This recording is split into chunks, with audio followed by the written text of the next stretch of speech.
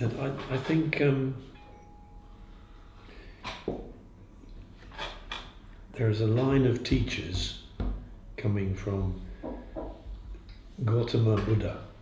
Gautama Buddha was somebody, we don't actually know what he was like. We have many pictures, many stories.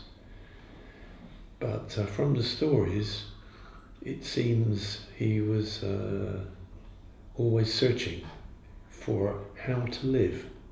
He wasn't searching for a religion. It seems he was searching for how to live, because his own life was rather luxurious, and maybe something made him feel this isn't what life is about. Somebody is helping me, all the servants are helping me all the time. So he started to search, and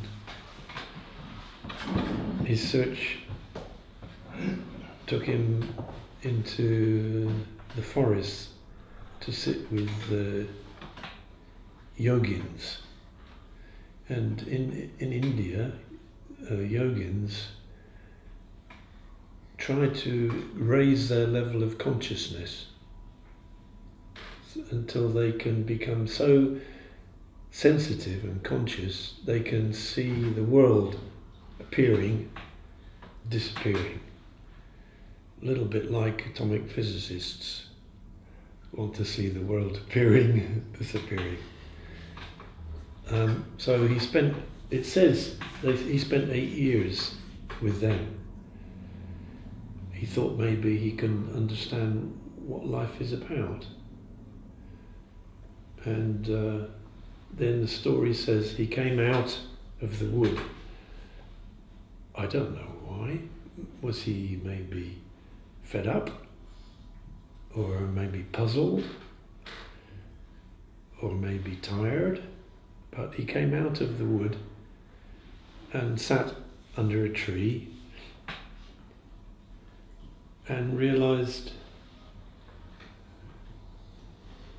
life is here. This is it. This is my life. This is my life.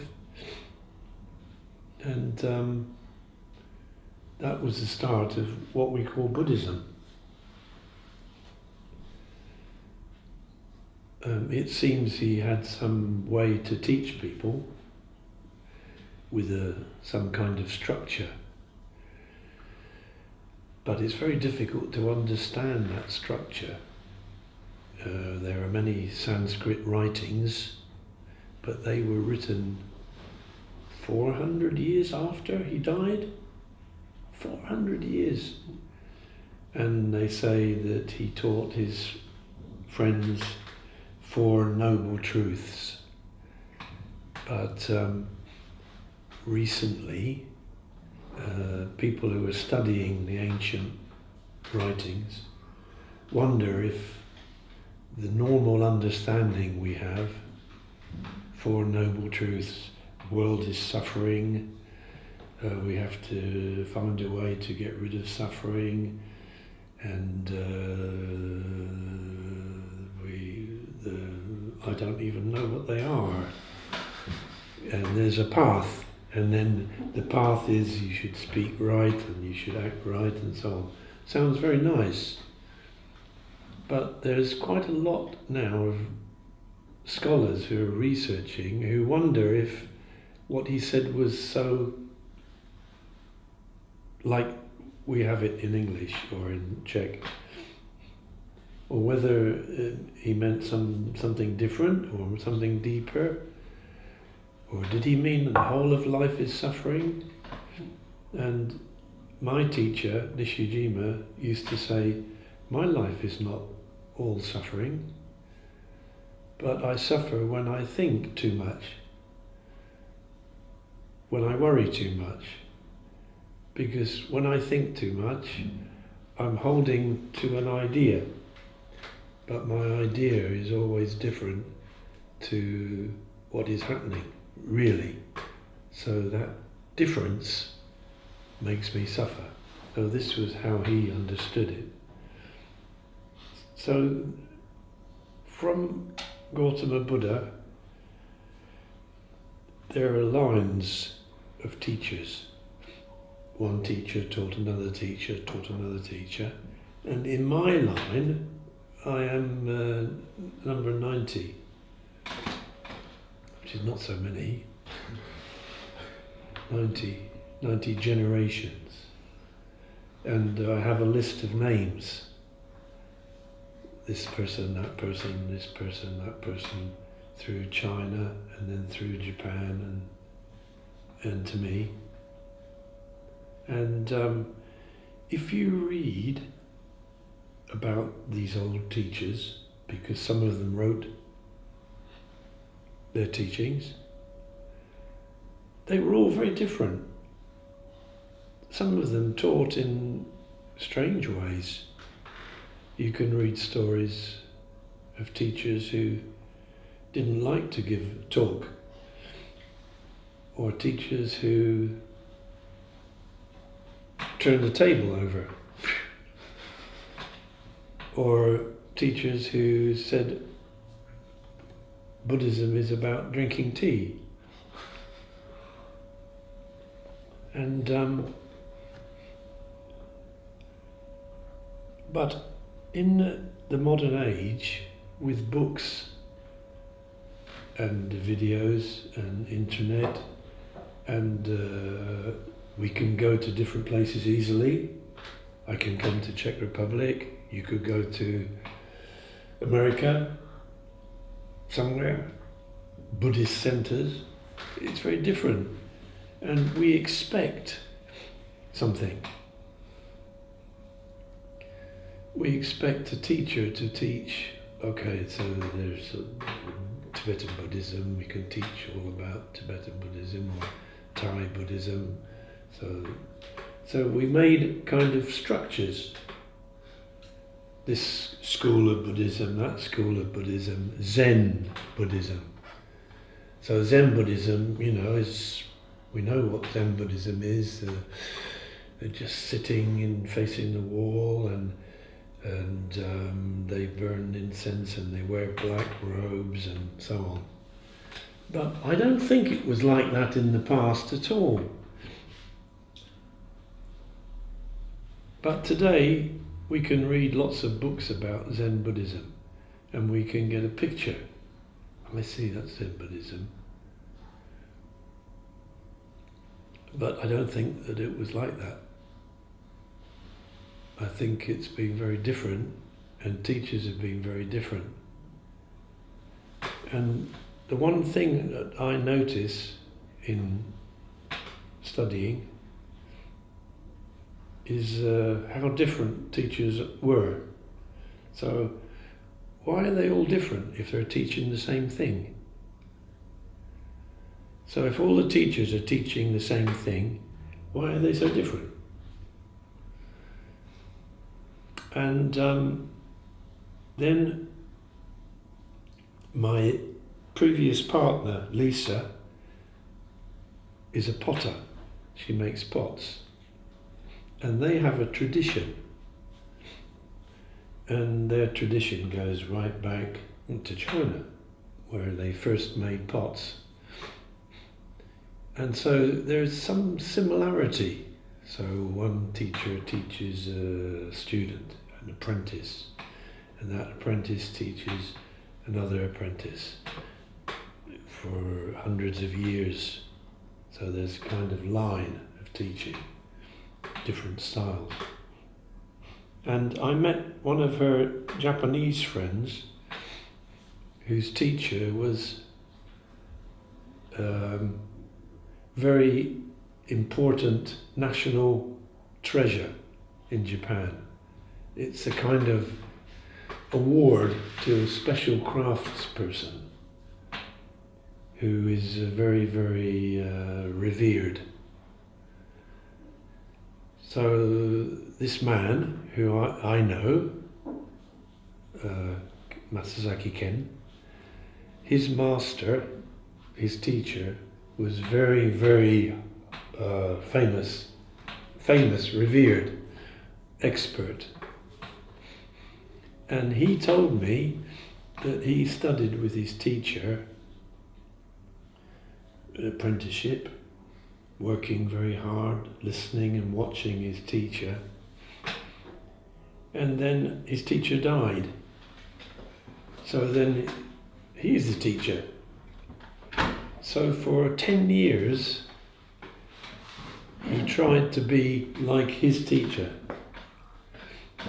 And after 10 years, he had a big crisis. What am I doing? Am I imitating my teacher? Is that it? So I learn from my teacher and then I imitate my teacher. So he told me that he took all the pots which he made and he threw them all away. And he started again.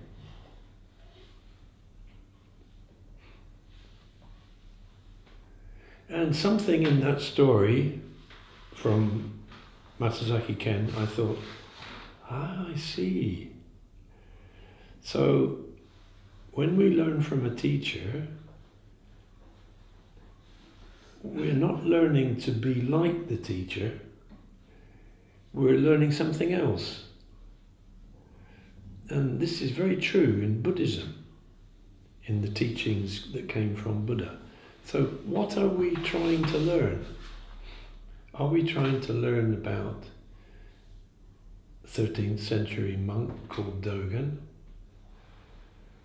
Are we trying to learn how to do the tradition with a robe and incense and so on? And after many years, I realized that we're not trying to do any of those. We're trying to learn how to be ourselves. And that may be very different to the person who's teaching us. But when we're studying with somebody and listening to them, we want to sound like them or be like them. But in a way, that's a mistake, because we can never be like somebody else. So I think in studying something, and not only pottery or Buddhist teachings, but in everything where you study for a long time, there comes a point where you say, okay, that woman is very helpful to me, I learned lots of things, but I must do my thing. Oh, what is my thing? Then we have to start again.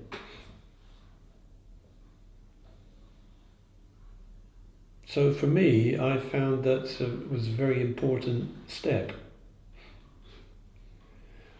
So this is the reason I say to people, don't try to find a teacher and then make them into somebody special and then to copy them.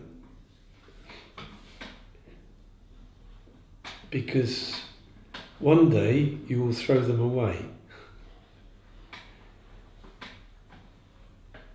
And this is not about Buddhism, this is about everything. Even when we're children, we copy our parents or our relatives, and we learn how to be, how to act. If our parents are very polite, maybe we try to be polite. If our parents are very wild, maybe we become wild. And then at some point in our lives, we have to be ourselves.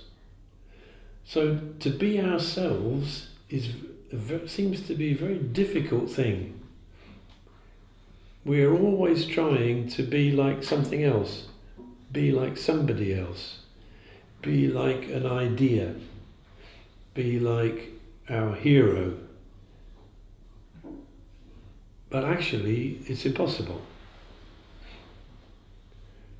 But to be like ourselves is very, very difficult. Because we don't know really what we're like. We have to find out. And the only way to find out is by living. So to find out how to live, it's important to live. And in living, we have to make mistakes. Dogen wrote in his writings in the 13th century, all our mistakes lead us to the truth. Really? Really? So every mistake I make is leading me to the truth? But it's true. Because when we make a mistake,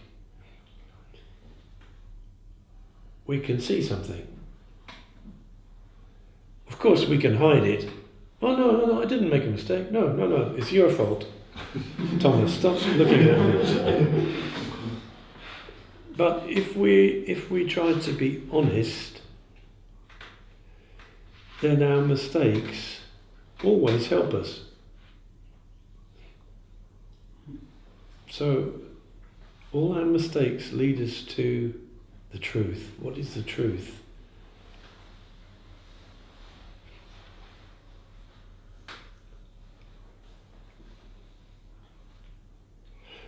So, in many places in Dogen's writings from 800 years ago, he wrote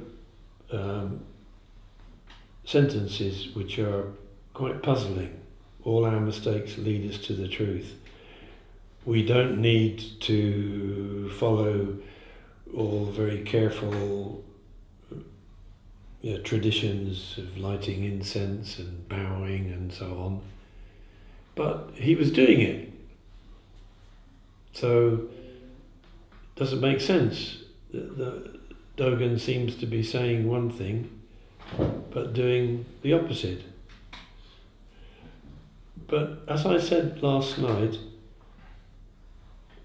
our life is a kind of experiment. An experiment in finding who we are.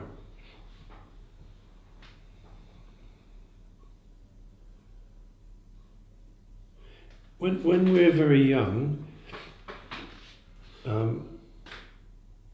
often we have some situations in our family which is maybe difficult for us as a child. Maybe our parents are arguing or there is some kind of situation. But as a child we don't understand. So we develop a way to keep ourselves safe, to deal with that situation we don't understand. We make a strategy for ourselves. And then as we get older, we keep the same strategy in different situations. So for example, if when we're very small, we're in a situation where we learn it's best to keep quiet. So always keep quiet, it's safe. To keep quiet is safe. And we get older and we still keep quiet, it's safe. So we keep our safe strategy even in situations where it doesn't work.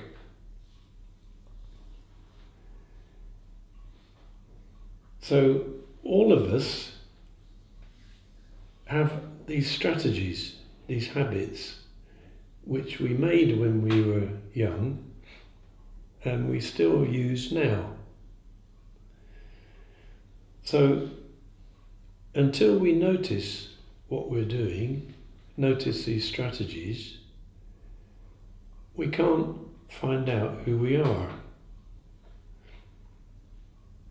But when we notice these strategies that we use, we can be free from them a little. So somebody might be a very loud person who shouts. Maybe that was their strategy when they were a child to, I'm here, mummy, I'm here. So when they're an adult, they're going, I'm here.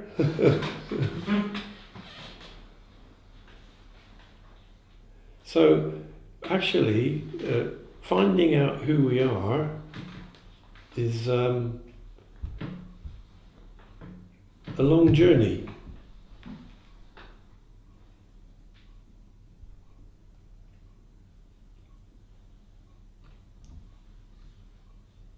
We live our lives in a safe way. Maybe our safety is unusual. Maybe our safety is to be very insecure. Maybe our safety is to be very quiet. Maybe our safety is to be very loud. Maybe our safety is to be very rich. Rich, to have lots of money, makes me feel secure. To be very famous makes me feel secure because I can feel people love me. Everybody loves me, so I feel secure. So there are many ways that we live to feel secure. But the world around us is changing all the time. But we don't change with it. We keep our own strategies. Everything's changing, but we're keeping our strategy. And in the teachings of the Buddha, there is a phrase, everything is impermanent, or everything is changing. And although everything is changing, as people, as individuals, we find it very difficult to adapt. It's a big struggle to keep up with everything is changing. So for instance, I am 72 years old. In my family, my mother and father were husband and wife. They lived together and they had some relationship, sometimes good, sometimes bad. And they lived in one house together. But now, 50 or 60 years later, people have relationships which are not like that. I was married for 30 years to Yoko, my Japanese wife, and we lived together. And we lived a life which was shared. But there are different relationships now. You can have a relationship with somebody who's here and you are here, and you can have something valuable. But for somebody my age to change, okay, you can live like that, it's okay. It's difficult. So there are many situations in which we need to notice what change is like and notice what stops us from changing.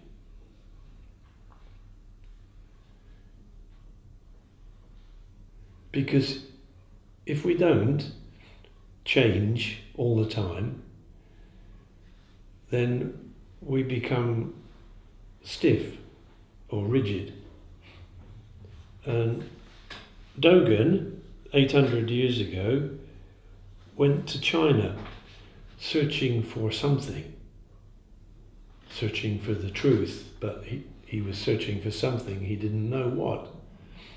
And he spent 3 years there searching, and then he found a teacher who said something to him and taught him something which is what he wanted. Usually we don't know what we want until we find it. So he found what he wanted and he came back to Japan.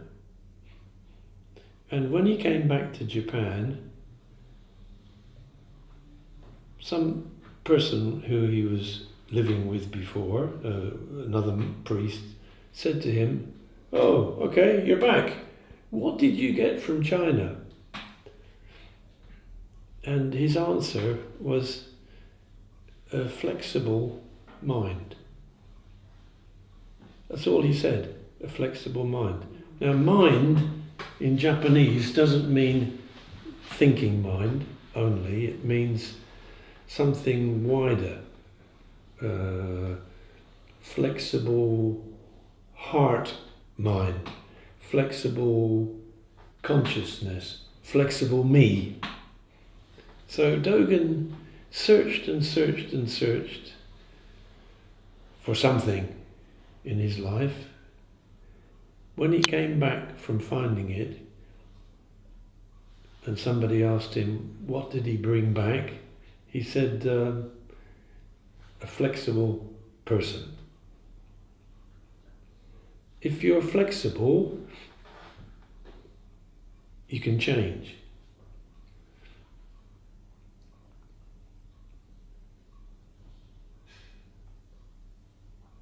So although if you study and read Buddhist books, you can read lots of theories and lots of stories and lots of teachings about suffering, impermanence, the present moment, all these ideas.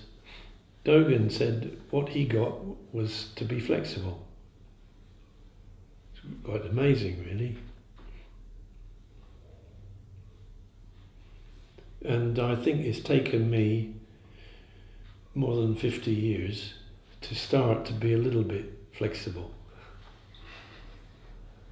I notice I can be a little bit flexible. And part of that flexibility is to notice that what I learned of the teachings of Buddhism don't belong to Buddhism. They belong to human beings. So I can learn from somebody who never practiced Zazen. Sometimes. I can see people who seem to be Buddhas, balanced people who live balanced lives, who never heard of Dogen. So we need to be flexible and open. And that's my message today, really. So I'm not going to say any more. But I can be flexible if you want me to. So please say something. Can I ask you, can you remember what's the Japanese expression for a flexible mind? No, I can't. I can find it somewhere. Yeah. But mind doesn't mean mind in the sense we use in English. Yeah, I understand. So I think kind of shin something. Yeah. I think you can find it in Stephen Hines' book, Did Dogen Go to China? Okay. I think it's in there. But you know, for instance, when I came back from Japan to England in 2000, I learned something. I'd learned about Dogen, and I learned from my teacher, and I didn't know about Tibetan Buddhism or Vipassana or anything. I didn't study or... So I felt like, oh, look. And of course in Dogen's time, it was necessary to live in a temple apart from society, to have time to study or practice, because life was quite hard. There were no people studying the human mind or emotions or things like that. But today we have a huge amount of knowledge of the human being. And I think all of that knowledge is important. So for me, to say, okay, no, I'm going to follow Zen, is to live in a box. And I don't want to live in a box. I think I lived in a box in Japan to some extent, but I want to throw away the box. I did throw away the box, actually.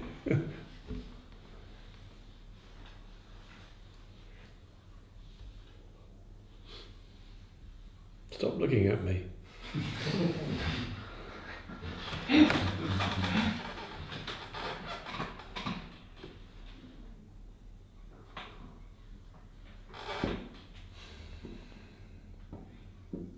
So, for instance, we shouldn't think psychology or therapy is one thing, but it's different it's not useful for us because we study Zen.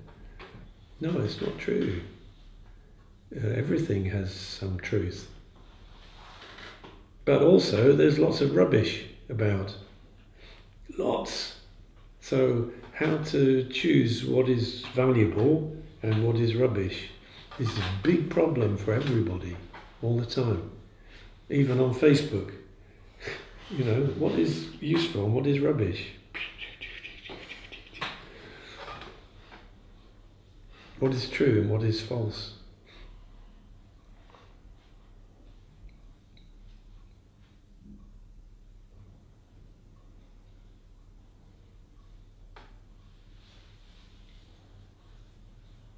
It's maybe what you say is like different between reaction and the answer. Like there was a story, there was a Zen master and he said, what is the truth? Yeah. And one of his disciples stand up and get his shoes on his head and start. Yeah. And his master said, good, that's Yeah. good. Yeah. And the other teacher saying, ask him another time in the night. So this first master came, the disciple, and asked him, what is truth? Yeah. Get his shoes and start again. And the master hit him in the head and you're wrong. Yeah. He was like, why is wrong? In the morning it was good. Yeah. And he was like, no, in the morning it was answer and now it's reaction. So it's not honest. Yeah, it's not honest. If you copy somebody, it's not honest. It's not flexible. Yeah. Yeah. You know, we are taught to react in a similar situation in the same way. Yes, and we want to be good. Yes. So we want to be, we want to show something. Yeah. Oh, I learned something, so I do it. But it's really like reaction. It's not Yeah. the answer. It's Yeah, not, yes. You know, Yes. it's not a big difference, but it's a small difference. Yes, important. So this morning it's okay, this evening it's wrong. Yeah, that's right, it's true. And this is our strategies. Yeah. Yesterday they were good, tomorrow they're no good. When we were children they worked, now they don't work. But still we do them. Yeah. If you have a girlfriend, you can experience every day. In the morning it was good, but in night same thing. That's not working anymore.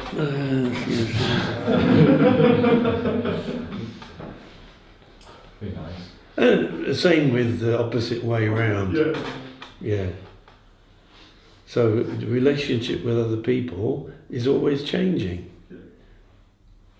And many times in my relationships, I realize that actually I don't see the person in front of me, I see my idea. So when I come to in front of the person I'm having a relationship with, they're different to what I expected. Oh, you're not very friendly today? Why? What happened? Because I have an image that she should be friendly or something. You project your opinion Yeah. to the other. Yeah. That's right, like a projector. All the time. So we need to change. But how? We need to kind of go, oh, no, I see, it's you.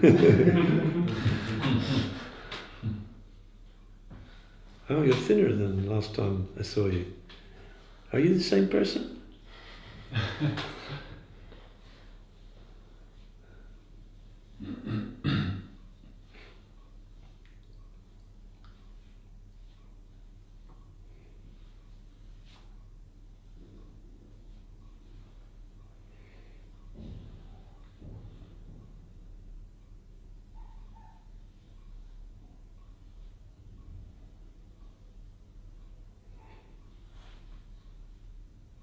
Do you think it's important to also to realize that the counterparts to this flexibility and changing, everything changes all the time, so we cannot expect that the same thing will happen again and again.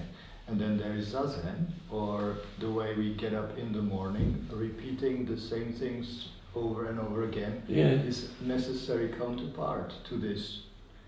What is chaotic or sudden different things that happen in our lives. So yeah, it seems to be, but actually every day we practice Zazen is different. It's a different day and different Zazen. yeah. But something, We always try to do the same position. That's but right, then it's something else happens. it's comforting. Yeah. That's what I mean. But for instance, we practiced Zazen yesterday and we feel very peaceful, and we practice Zazen today and we don't feel peaceful. Oh, so today my Zazen is wrong. No, just today is different. It's a different person, different day, different Zazen. It's like the sea. The sea sometimes is like this and sometimes it's like this, but it's still the sea.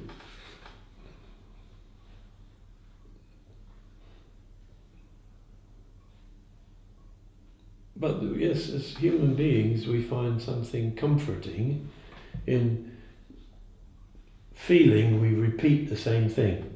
Tradition. Mm. Actually, we're not repeating the same thing, Yes. but the feeling is we repeat the same thing. I go Friday evening to practice with Roman, so now it's Friday evening, so I go and practice with Roman. And it's going to be in the Lotus Center, so here I go, open the door, hello Roman, oh nice, safe. But Roman's strange today. But probably now she's always nice. Is she? Probably Is she? always Are you always nice? Always. No, absolutely not. Yeah, but of course, we have different moods and stuff. Yeah. But it's, yes, tradition is comforting or safe for us. We think it's safe. Actually, it's not, but we think it's safe. And then it becomes rigid, and then it traps us.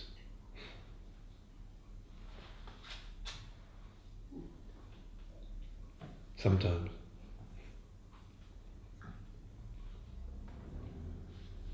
On the other hand, doing the same thing again and again and again teaches us something.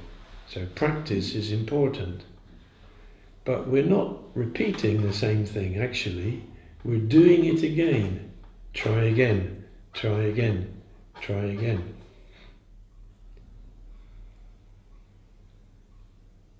And to try again and to try again and to try again is our life. Try again. Oh. Try again. Oh. Try again. Try again. Yes. Try again. Oh.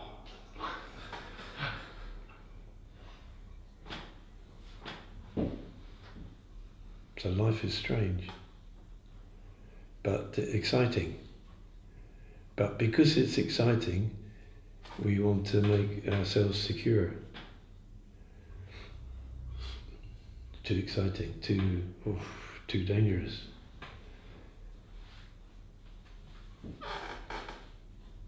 But if we make our lives too secure, we lose something, some freedom. To some extent.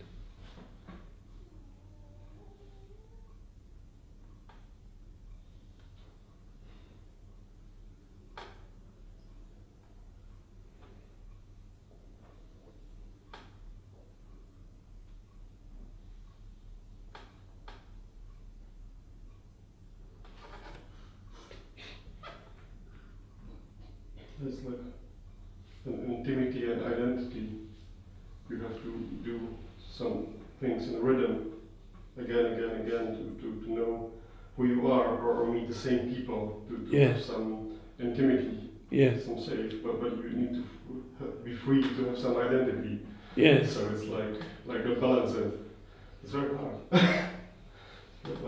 Life is very strange. Yes.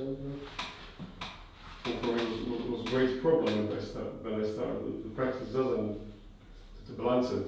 Yeah. But it's the group, and what am I? Yeah.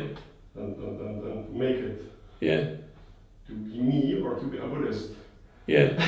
But it's stronger, and it's very hard. Or very hard, very strange to reflect what part of me is disappearing. When I try to be Buddhist or a good Buddhist. So it's very important maybe to have a balance. Well, don't be a good Buddhist. Yeah. It's okay.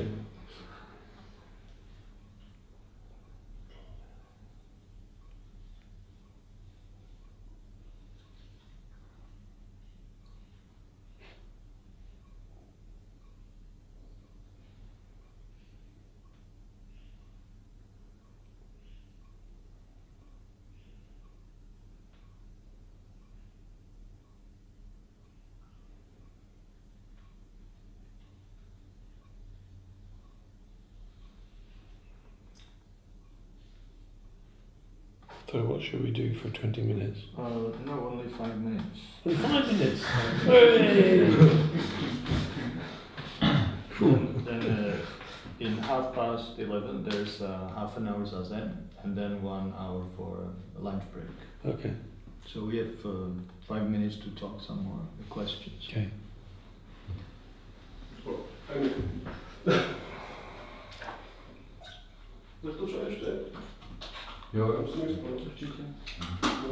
Do you think there is a limit to control of our body in Zazen? Changing the tensions? Changing the tensions in our body, is there a limit? Is it possible to Když tak to řekni česky, co? Well, for me, my body does itself. So I just sit in a posture which I try to keep balanced, and my body does something. So I don't try to do anything. I stop doing everything. And I don't... There's no limit. I don't know what the limit is. Just I let my body do something. Maybe my muscles are relaxing. Maybe my spine is getting longer. But I don't worry about it. Just I sit like this.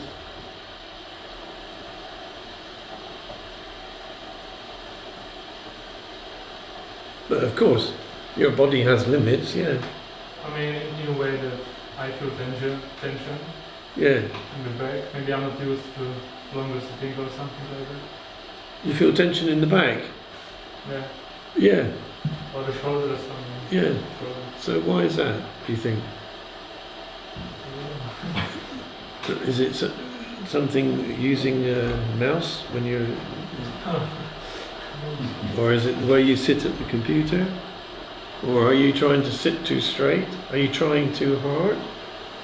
Don't try so hard, so sit like that. And if it's better, just try it. But try it. So even Zazen is not fixed.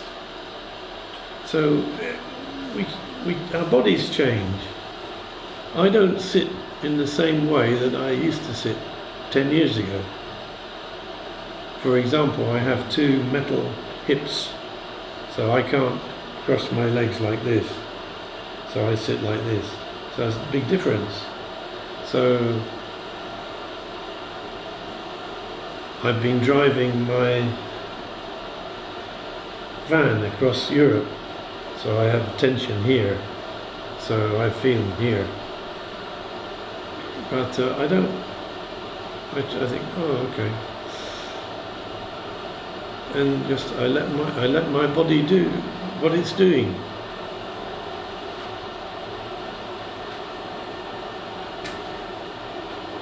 So if you have pain in the back, sometimes it's because you're trying to. Mike said sit straight, so I sit straight.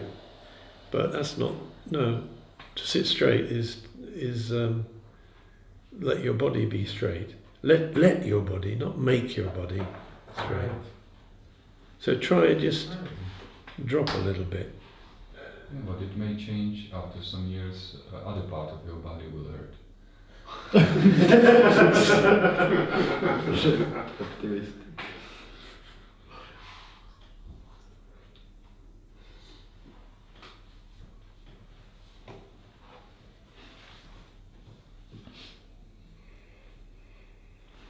So if we manage to develop to some degree this flexible mind, and thanks to that maybe we unlock a little bit of freedom that we didn't have before, sort of inner freedom, and experience the life a little bit fuller maybe. Yeah.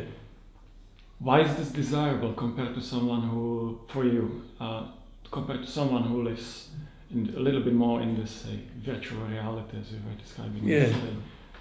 Why try? Oh, no reason. Only I can tell you what makes me happy.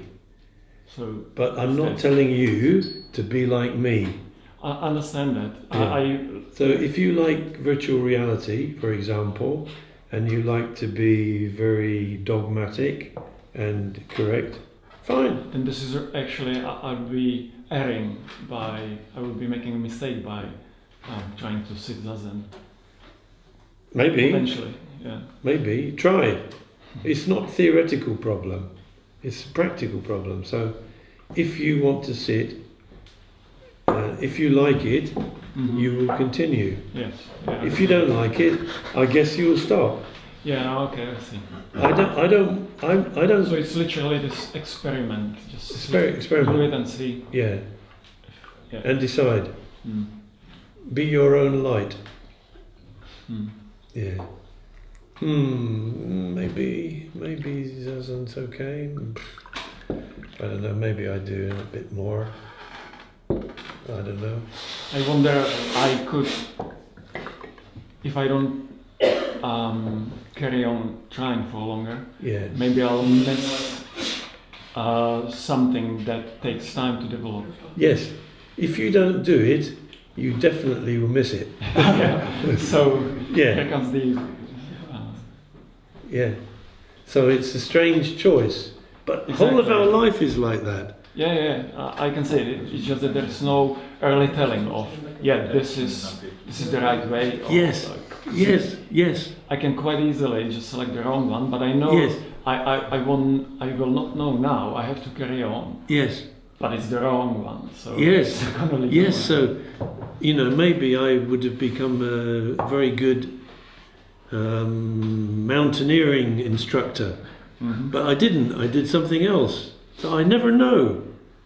So we make a choice and that's it. We never know what would happen if we didn't. Or what would happen if we did. We never know. Yeah, okay. If we met a different partner. If our life is happier or not happier, we never know. If we lived in a different house, is it nice, good or bad? We never know. Yeah, it's like the sculpture. If I take a stone and make a sculpture, okay, Yeah. did I just made one? I could have Yeah. made 1,000,000 different ones, but Yeah. it's this one. Yeah, So, yeah. That's our life, is what we do, not what we think. Although thinking is part of life, our life is not what we think.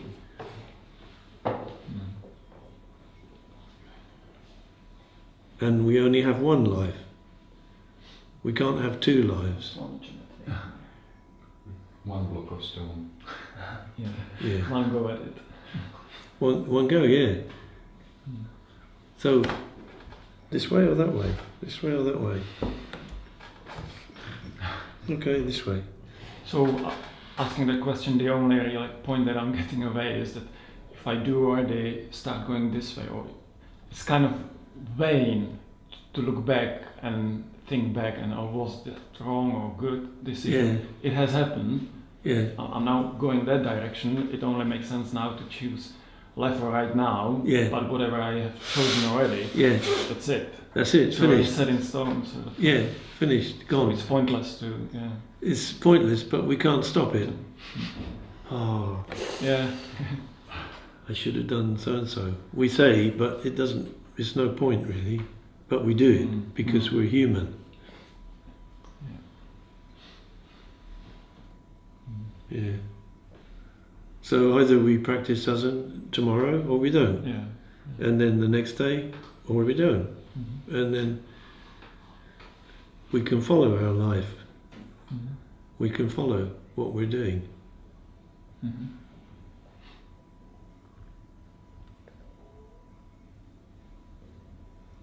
Okay, so Thank you. can we go back and practice us? Thank you for the talk, yeah.